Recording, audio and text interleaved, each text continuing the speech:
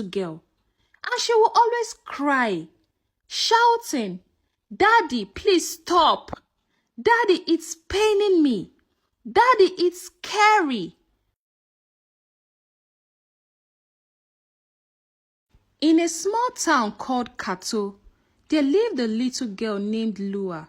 She was just 7 years old, and she lived with her parents, Mr. Ari, and her mother, Asa. Lua was a very beautiful girl who had a beautiful smile, but unfortunately, she never got to smile because she was not happy in her own parents' home.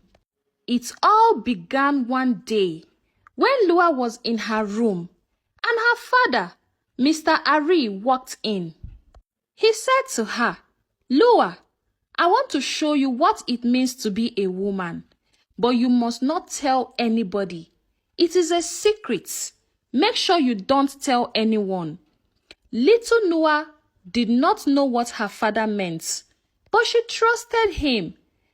Of course, it is her father, and she trusted whatever her father said. Mr. Ari started having intimacy with his 7-year-old daughter. He forced himself on the little girl, and she would always cry, shouting, "Daddy, please stop. Daddy, it's paining me. Daddy, it's scary." But Mr. Ari would not listen. Lua didn't understand what was happening. She only felt a sharp pain down below that scared her, and it was hurting her. She ran away most times, but Mr. Ari would always catch her. At 7 years old, Lua was traumatized. You must be wondering where Mrs. Asa, her mother, had been while this is going on. Stick with me with this story. Mrs. Asa owned a very big shop in the city. She owned the biggest fabric shop in the city where everyone comes to buy from her at wholesale prices. She was always in her shop.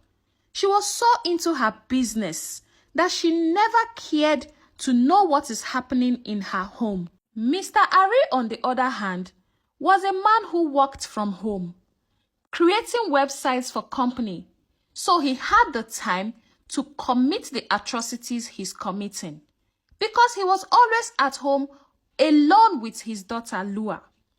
One day, Mrs. Asa was sitting on the dining table, calculating and counting money as usual. That is all she cared about. Then Lua walked up to her and said, "Mommy, why does Daddy hurt me when you are not around?" Lua's voice was small and trembling, but her mother Asa didn't even look from the pile of papers spread across the dining table. Asa was a very businesswoman, always focused on her shop and money. Nothing else mattered. And she responded to Lua's question, "Lua, please, not now." Flipping through her ledger, her attention was fixed on the numbers. "Can't you see that I'm busy? You know how hard I work to make sure we have enough. Just go and do your homework." "But Mom," Lua said again, her voice cracking as she stood there, clutching the hem of her shirt, desperate for someone to listen to her. "Lua, I said I am busy," Asa snapped, finally looking up, her eyes flashing with impatience.